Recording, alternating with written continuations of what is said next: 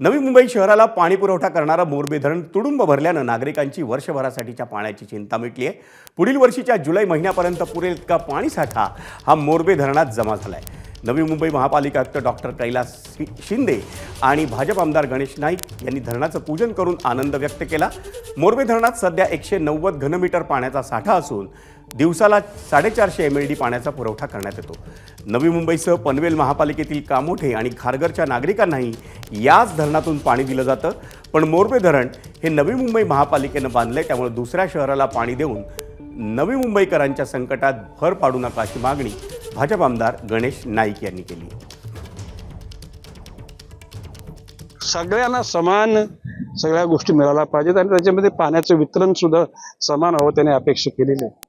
मी मधल्या मीटिंगमध्ये त्यांना सांगितलं होतं की आपल्याला बारवे धरणाचं पाणी मिळते, हेटवणे धरणाचं पाणी मिळते, नाही मोरबे आपलं स्वतःच आहे। एकूणच आपल्या ह्या सगळ्या पाणी साठ्यापैकी किती कोणाला दिलं गेलेलं आहे, ते कायदेशीर किती आणि बेकायदेशीर किती याचा लेखाजोखा घेऊन नवी मुंबईच्या जनतेला कायमस्वरूपी 24/7 त्या ठिकाणी पाणी मिळालं पाहिजे आणि तसे त्यांचे प्रयत्न आहेत।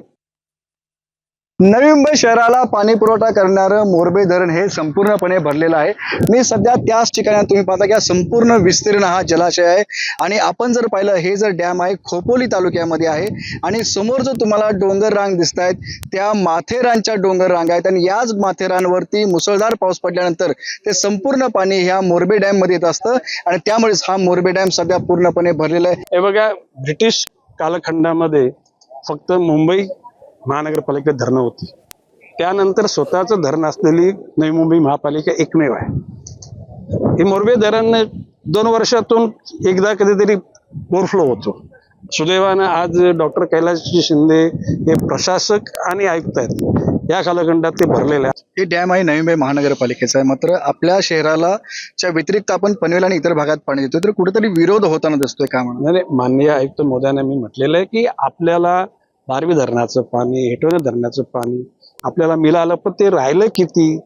आजच्या क्षणाला आपल्या शहरातल्या लोकांना त्याचा पाणी पुरवठा किती होतोय आणि किती लोकांनी आपल्याला म्हणजे गावठी भाषेत उल्लू बनवलेलं आहे, म्हणजे फसवलेलं आहे। प्रशासकांनी फसवलेलं, कोणी फसवलं त्याचा निश्चित अभ्यास करा आणि आपल्या शहरातल्या लोकांनी जो त्याग केलाय, 50 कोटीचं बजेट असताना 500 कोटीचं धरण घेतलं, आज त्या जनतेला पाण्यासाठी तडफडण्याची वेळ येता कामा नये अशी अपेक्षा केलेली आहे। एबीपी माझा, उघडा डोळे बघा नीट।